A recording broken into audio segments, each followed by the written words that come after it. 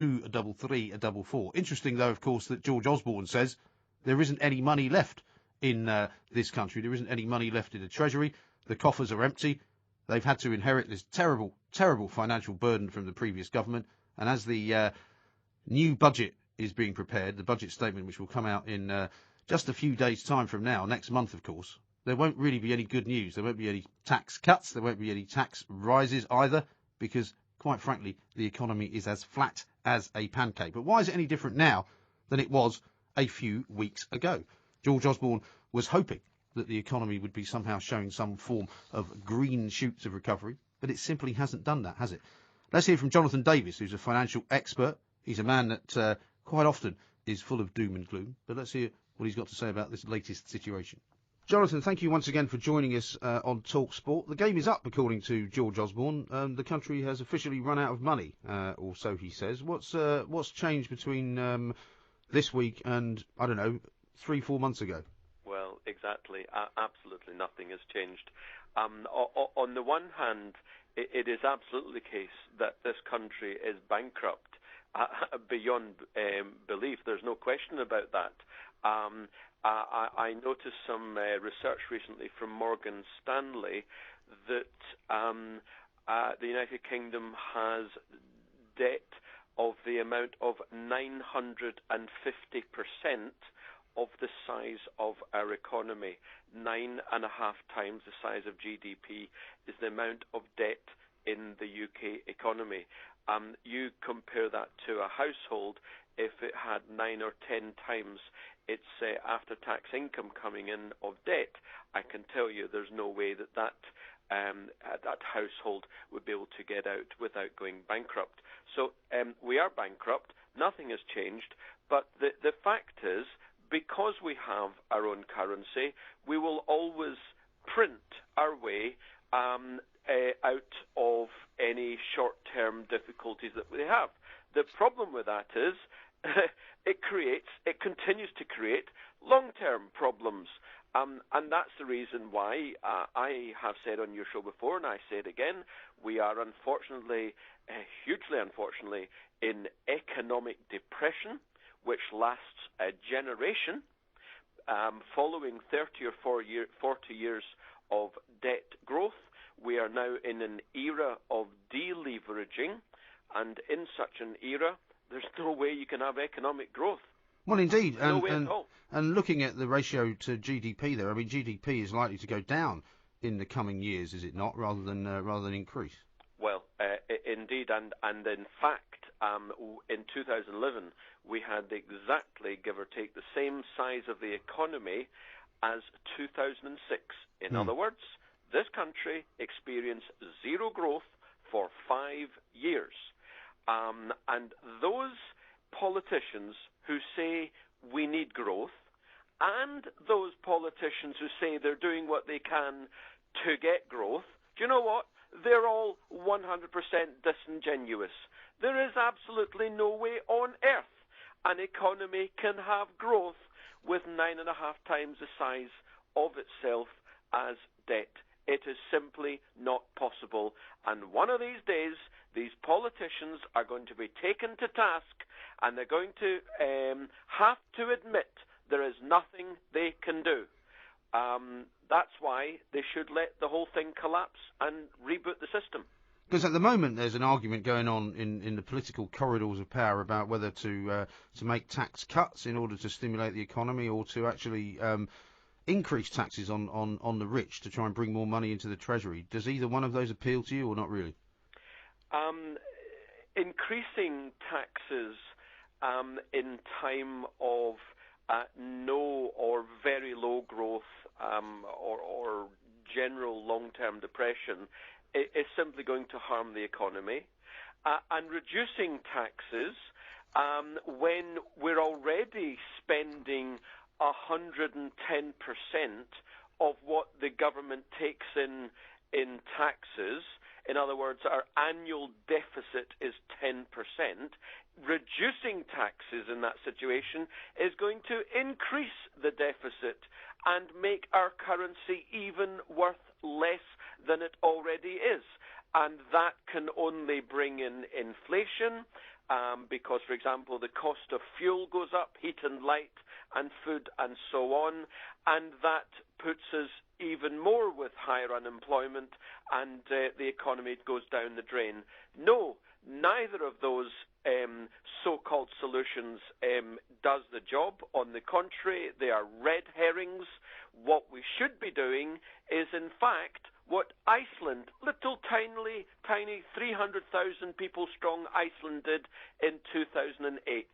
In other words, they looked at the root problems in their economy, and the main one was they owed too much money. So they told the banks where to go. They said, you know what? You created all this money, you lent all this money, knowing full well that it could never be repaid, and do you know what? We're not going to repay it. They defaulted on the debt. 3 years later, this is the trick. This is the thing that none of the mainstream media is picking up on, and it's abundantly obvious. Iceland is now one of the fastest growing economies on the planet, and literally in the last week or two, the economy was upgraded to what we call investment grade status, which means it's no longer an economic pariah, and they can now borrow money at broadly the same rates of interest that we in the United Kingdom can borrow at. And that is only 2 or 3 years after they were a pariah, and everyone and his dog said Iceland is going to go down the drain for the next 1,000 years. Well, they got that wrong, didn't they? Well, they also got wrong saving the RBS and Lloyds, it would appear, because their figures were pretty dismal again. In fact, they were going backwards this year when they were announced last week than from the position they were in last year. And HSBC, of course, which wasn't apparently involved in as much of this reckless lending, seems to be doing rather well. All of the major banks are technically bankrupt.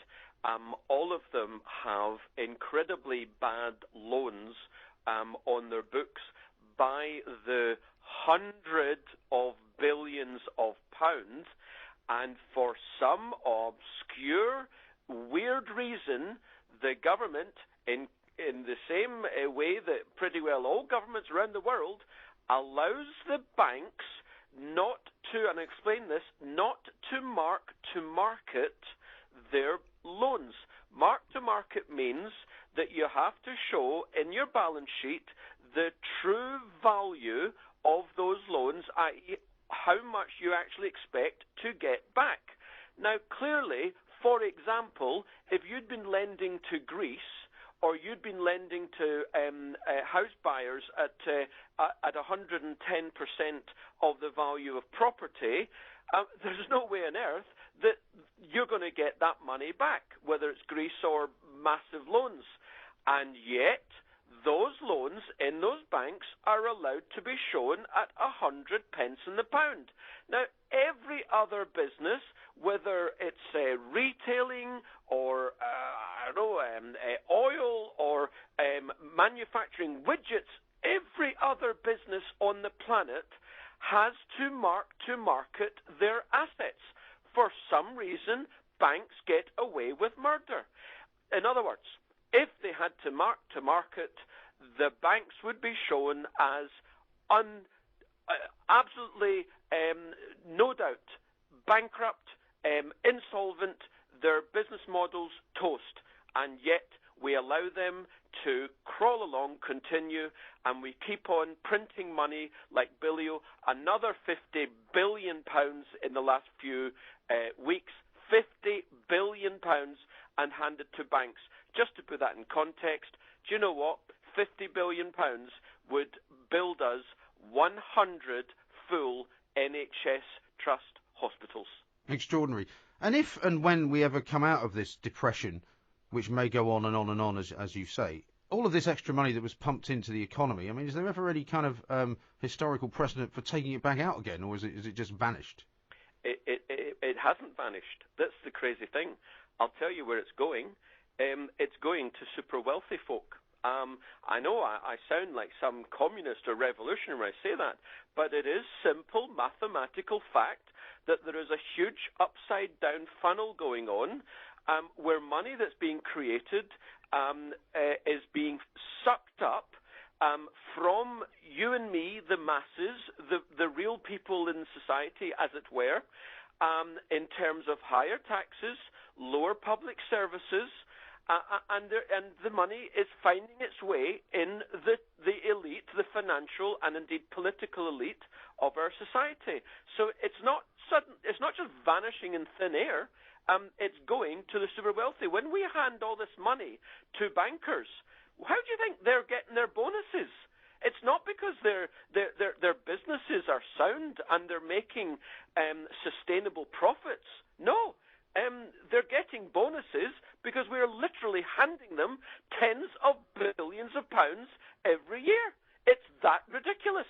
So in terms of next month, when George Osborne gets up to make his budget statement, there's not really very much he can do, by the sounds of things. There's nothing that any politician or group of politicians can do to get us out of the economic malaise which lasts a generation. I repeat, 30 or 40 years of rising debt. We're now in an era of deleveraging. They pretend that they can do something. That's their job. Their job is to get re-elected. It is not, Mike. It is not to manage the economy. That's not their job. Their job is to get re-elected, and he and the Liberal Democrats, in other words, the Tories and Liberal Dems, they will pretend in coalition they're doing something to help the country, help the economy. In reality, what they're doing is preparing for the 2015 election. Jonathan, thank you very much as ever for taking the time to talk to us. You're very welcome. The Barclays Premier League on Talksport.